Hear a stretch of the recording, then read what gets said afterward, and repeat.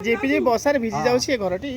देखो चारि छह घर केवल आमर घर द्वार है नहीं कि किछ है नहीं हम एमती अवस्था रे रही देखुना ओ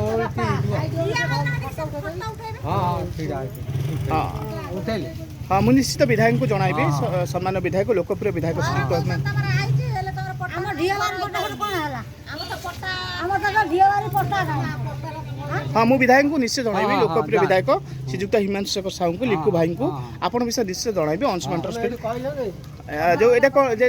एटा भांगी छी हेइबा भांगी जाई कि देखु ना हे फोटो उठेई नै जा हां एमनी केते दिन रहछन एटा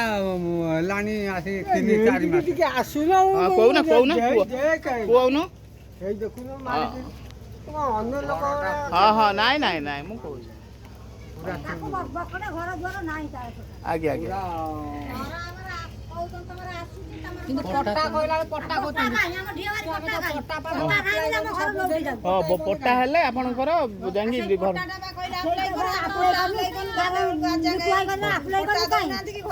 हां एई